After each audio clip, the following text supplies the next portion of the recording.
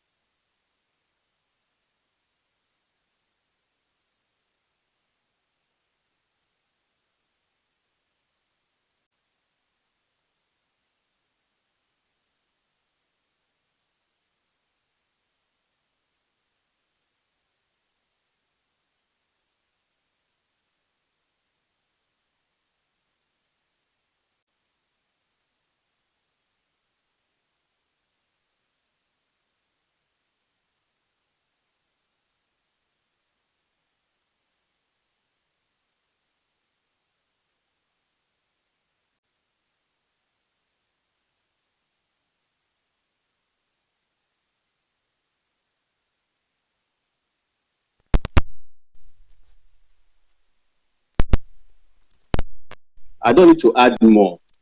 And she has summed it up. I just want to dim our light somewhere, especially what she talked about the Colorado. Just hello, am I audible? Please, you are loud and clear. It's All right, okay. Root TV. Please mute yourself so that I don't remove you. Please mute yourself. Go ahead, please, Commander. Okay, yes. Just to buttress what she said, just few weeks ago, we had the cause to arrest a lady. She buys black currant, then she remix it with cannabis, rofinol, tramadol, and other sort of other drugs, and repackage it. And she has a sticker for her own items, and she has a very large patronage. Until we're able, after painful after painful intelligent gambling, we were able to arrest her and remove her from the system. The speaker summed all what she has said, that the best way out is prevention. Just as the second to the or the last speaker said, we have no other way other than prevention. As long as we have the three A's, accessibility, availability, and affordability, people will keep on going for these drugs. So I think it is time we have to bring all critical stakeholders, no matter what we are, which is what the NDLA is doing, down to the community, the schools, its high institution, and what have you. So to me, the best way and the way that we can actually have address this substance use is prevention. Why we don't relate on our supply reduction effort. Once again, thank you very much. The speaker, I think I give it to you. You've done a great job. Thank you, DMA, for always looking for this kind of people to bring out. Thank you, Thank you sir. very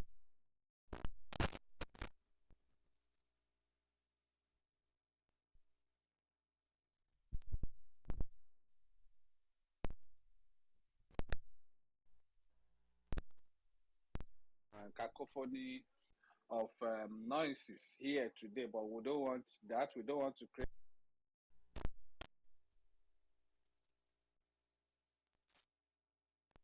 Madam, for Thank you, sir. an excellent presentation.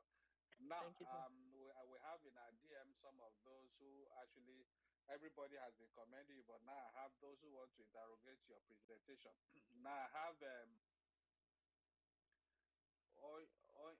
Oyinga, I don't know how they well, just name that matters anyway. Question: if you have a, there are three in one question here, madam. So if you have a pen, just note.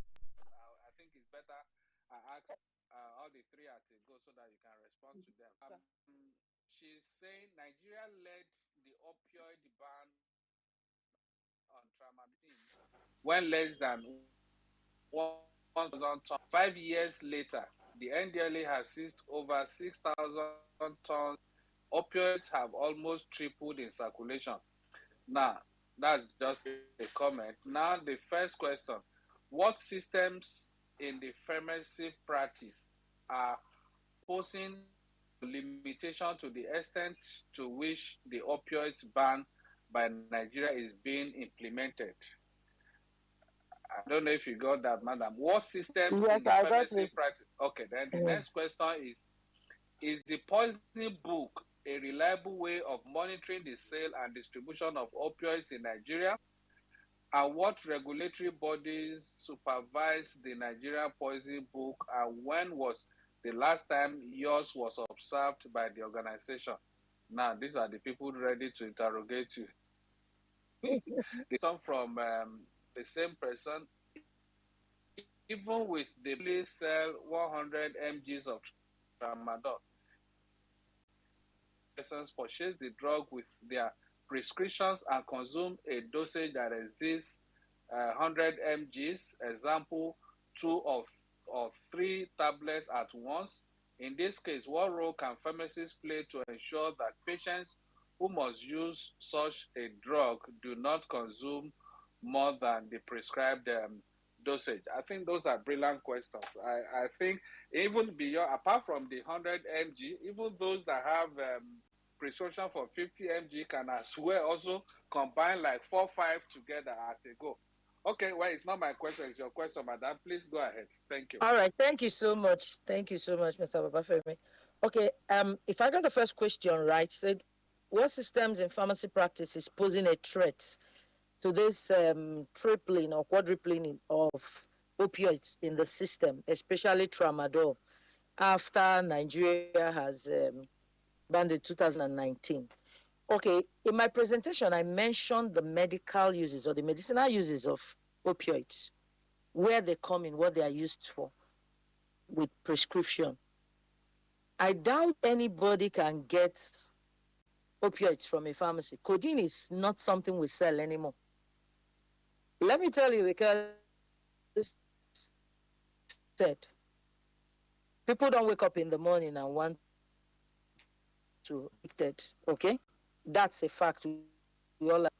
It got to a point after Assembly has passed that law that codeine shouldn't be sold, or strictly sold codeine containing syrups, because of the how much it was ravaging the society or citizens of the country. These people will come into the pharmacy and beat you up or shoot you, even when you say you're not selling. Okay? Because now, codeine containing syrup, after that law, became candidates of the poison box. The poison box is where you lock up benzodiazepines, that's like Valium, Lexotan. I want to use the common names that people know, okay? And dispensed strictly on prescription. They'll break the glass and take it, beat you or shoot you. I doubt if there's any pharmacist that's even selling any codeine containing syrups, because now there are no official channels. Nobody is manufacturing anymore officially. Illegal premises also exists in the country that are not owned by pharmacists, people who are in it for business, and they stock all sorts of things. There's chaotic distribution system of drugs in the country. It's also a problem. So you have drug markets inside the market. By law, drugs are not supposed to be sold in such places as a market where you can buy commodities for your soup or stew. Because these drugs are chemicals that can degenerate or deteriorate when they are not well stored. You look at a pack of drug, it's written to be stored in a cool, dry place. And that is why when the Pharmacy Council wants to inspect your premises, before you are given approval to start a pharmacy, there must be an air conditioner, working air conditioner in your place. There must be fans. There must be signs of ventilation, not just one window or no window stop. These things happen. The late Professor Akonyele, God rest her soul, used to say that in some parts of the country, the dogs have died even before they expired because of the heat.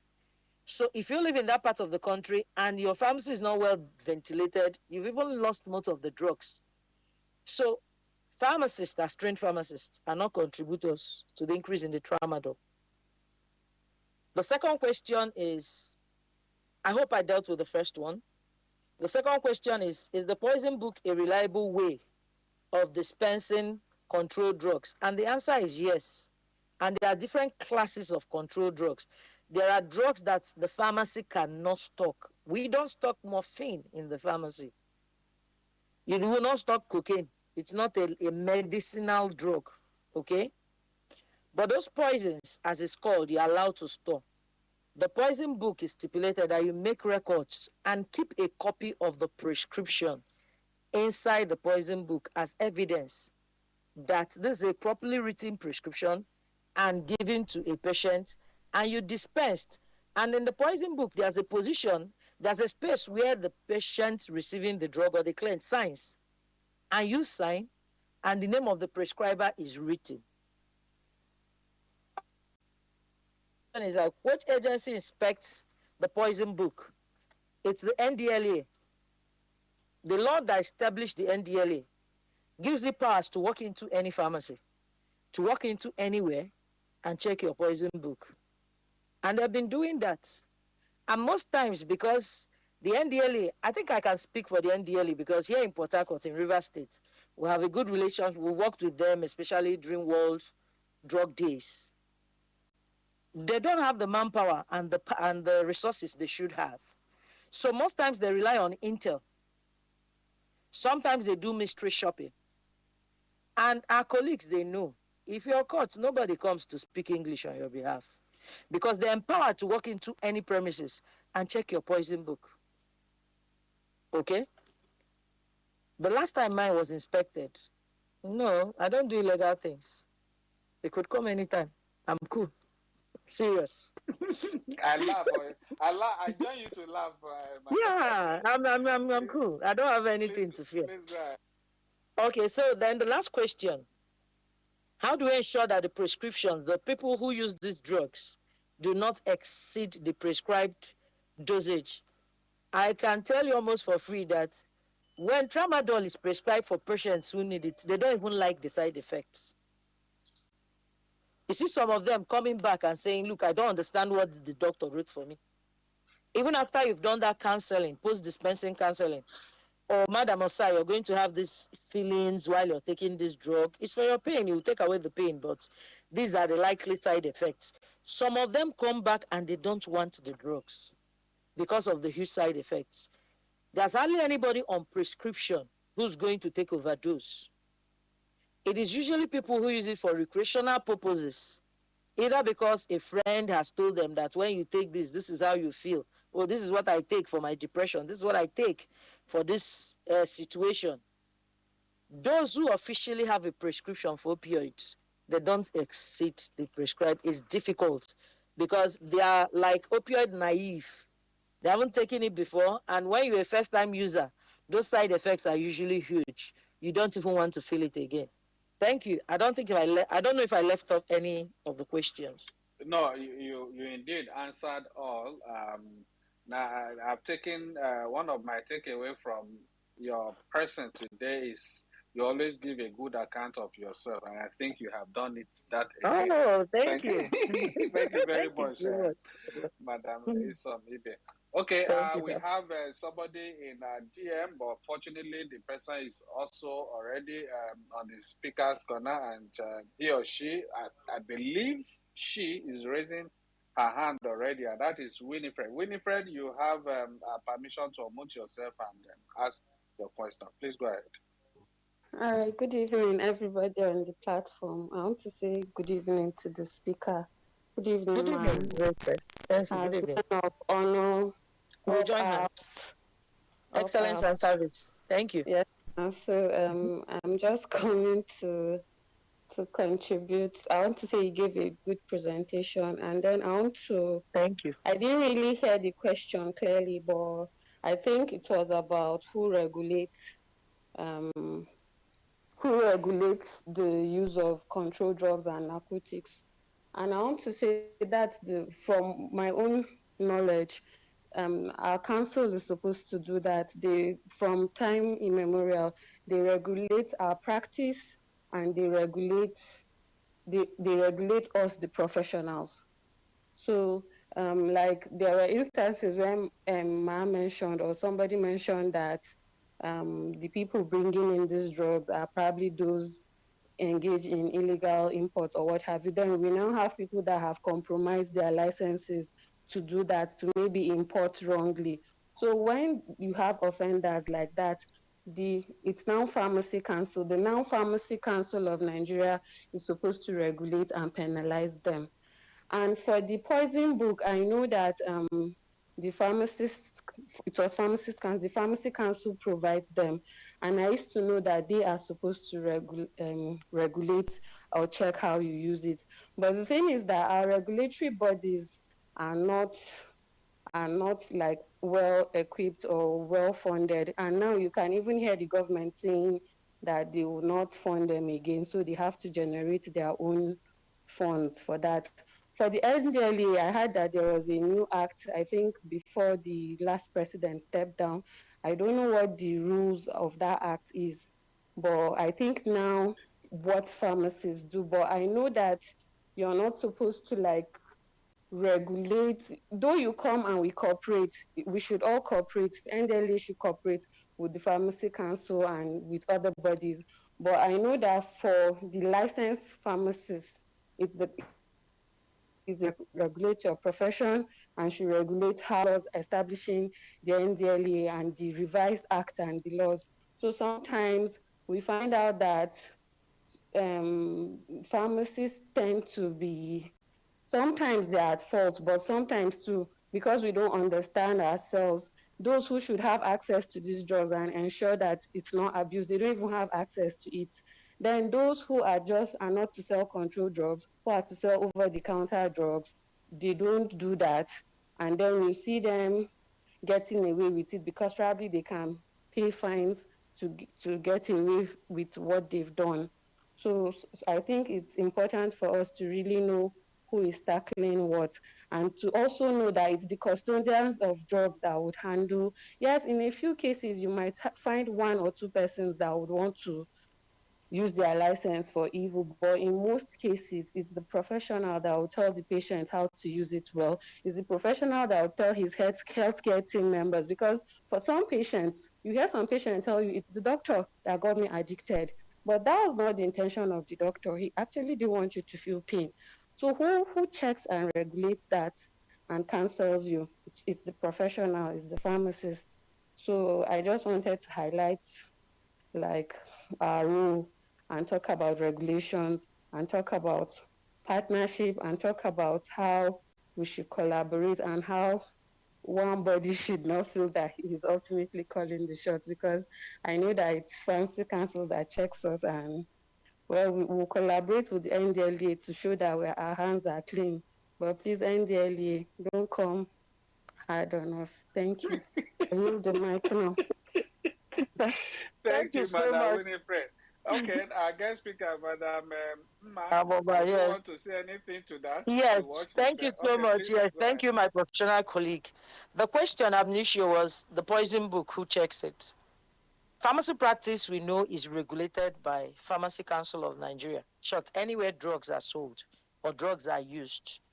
It is the Pharmacy Council, by the new act signed by the immediate past president, that regulates practice there. They issue license.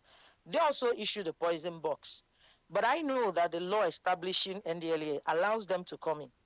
If there's an intel, okay, that someone is selling these controlled drugs without prescription and doing bricks business, there's a law, they have that powers to walk in, to check for narcotics, most especially. So if it's regulation of practice, yes. And when they come, is the PCN.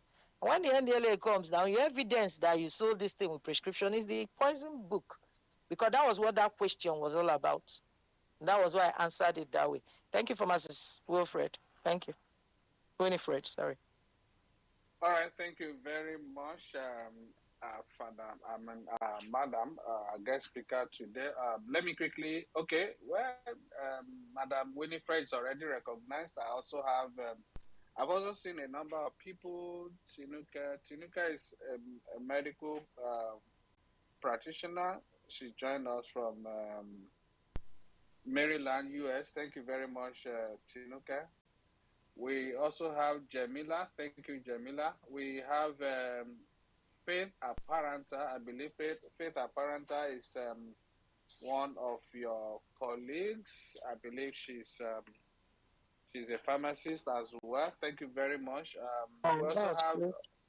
We also have Olarewaju Ogunkami. Olarewaju Ogunkami. Quite a number of people joining from US. Okay, well, I will continue to appreciate you and acknowledge you, but then let's quickly give some more people the opportunity to. Okay, let's have 18 Oba. 18 Oba, please, your comments, question, or contribution quickly before I go to our DM. 18 Oba, are you ready for us, or I should move to our DM immediately? I have quite a lot in our DM already. Okay, if 18 Oba is not ready, let me go to our DM. Okay, here is Sini is asking. I discovered that some individuals develop drug addiction, develop a drug addiction to commonly prescribed medications like Tramadol from physicians and pharmacists. How are you limiting that? Or how is the pharmacist limiting that? Okay, I think that's a question directly to you, madam. Please go ahead Okay. before I. Okay, thank you so very much. Like drugs like Tramadol, I don't think there's a doctor that's going to prescribe it for more than 5 days, or as the case may be. And then if you're dispensing as a pharmacist, you dispense for that number of days and then do counseling. That's what we call pharmaceutical care. A pharmacist, a trained pharmacist, doesn't just give you drugs. He or she tells you what to expect and how long you should use it. The problem is that sometimes you see people walk into the pharmacy and they come in with a prescription that was written in 1852. You know, the average Nigerian is a lab scientist, a doctor, a pharmacist, and he's a medical person. He tells you this was how he did me that year, and that was what they wrote for me. And then you have problems struggling to tell this person as the professional and the practitioner that this is wrong. I had such a case yesterday while I was at work. A patient came in with, there was nothing that was not, there were like 3 different classes of antibiotics in that prescription. And when I asked who wrote the prescription, he kept on insisting he's a doctor. I said, no, this prescription is not from a doctor. It should bear the name of the hospital. It should bear the name of the prescriber, the signature and the date. That was what makes it a prescription. So I'm not going to dispense. And he was looking at me like I dropped from Mars. Because for him, it's strange. I mean, he could just walk down the road and get this cocktail and take it. So most times the problem is that it is the patients themselves who extend because they felt good when they took this drug. This thing disappeared. And then you tell them you're supposed to go back and see your physician for follow-up. They'll tell you, I don't have the money to go. I waited for 2 hours the last time. Nigerians basically like shortcuts. And that is why they get into a number of all sorts of problems, especially as drug is concerned. The first thing they teach you in school of pharmacy is that all drugs are potential poisons. So as a pharmacist, you know that this drug that cures can kill. Even paracetamol is poison when taken in overdose, or when taken with alcohol can destroy the liver. And that's the commonly used drugs. So it is the patients most times or the clients who go out of their way to seek more of that drug. Not there. I don't think there's any sane doctor anywhere in the world that's going to give you a prescription that will last longer than you need it, or a pharmacist that will dispense more than that, because the pharmacist knows what will happen when you use this for longer than this number of days. So it is fellow Nigerians who go out of their way to look for drugs. I felt good when it happened to me that time. This was what they gave me. I felt better. In short, my mother, it was the same thing. This is what they gave my mother. So Nigerians are great prescribers on their own. So we keep talking All right. about self-medication. We keep talking about it, and we pray that people will listen. Thank you. Thank you very much, there, madam. Okay, next, I have. Let's see if I can ask the 3 questions. They are from 3 different persons. One is Abosede. Abosede is saying, "Thank you very much, madam. Like our host said, you indeed uh, gave a good account of yourself. Thank you very much, dear Abosede. Thank you, sir. Thank you, Abbas. What do you say to a situation where money bags use the licenses of pharmacists to register companies and use them to do unscrupulous things, especially importation of some of these controlled opioids? One, please take note of that, madam. Yeah, I'm doing Then that. now there is this other one from Tina. Tina is asking, with the rate of abuse of tramadol now and fentanyl looming, all stemming from its addictive nature, what do you think can be done to drastically cut down this phenomenon? Okay, that's number 2. Then this one is coming from Zem.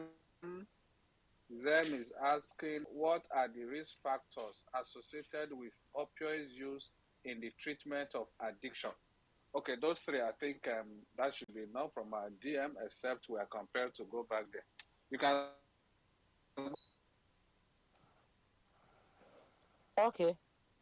All right. Thank you so very much. So I'll take some from Abosede. Thank you for that compliment. Okay. In a situation where money bags use licenses of pharmacists to import these drugs, and what do we do about the situation? Is that hello? Yes, that's the question. That's the Okay. question. Yes. Okay. So what I'll say is that in every profession, there's always a rogue professional. That's the truth.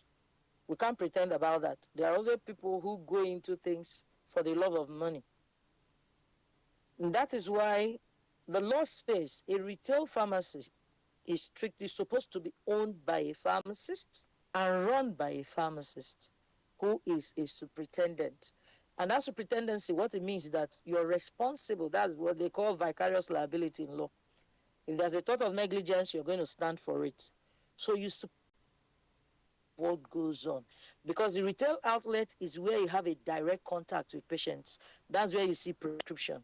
A wholesale outlet, okay, can be owned by a non-pharmacist because he's just a distributor, he's a conduit through which drugs pass, but licensed by a pharmacist covering it and a pharmacist working there. Importation can also be done by a non-pharmacist, but there's a superintendent. Even it's the responsibility of the superintendent to regulate what goes on there. And if the superintendent fails, it becomes, will I say, a sin, a crime against the superintendent. And that is where the disciplinary committee or the pharmacy council can invite the person and discipline the person. There are rules and regulations. There are rules you contravene and your license is withdrawn to practice in Nigeria. It's been happening, just that most times it's low key. Nobody hears about it. You know, there are some things you do, and the council will withdraw your license from practice in Nigeria, sometimes for a space of 5 years, sometimes for a lifetime. So, if you're a superintendent to an importer, you're supposed to, because each time the person imports drug, you're supposed to know what the person, your license goes to that place. No country release their drugs without seeing a pharmacist license. The people you're buying from in other countries will not release those drugs to you in Nigeria except to present a pharmacist's license. So if your license, you're the superintendent and your license is being used for importation and you don't know what the person is importing, then I think there's a problem. And that makes you a rogue professional. It's very unacceptable. Okay, that would be my response to that. And then Madam Tina said, with the rate of abuse of trafficking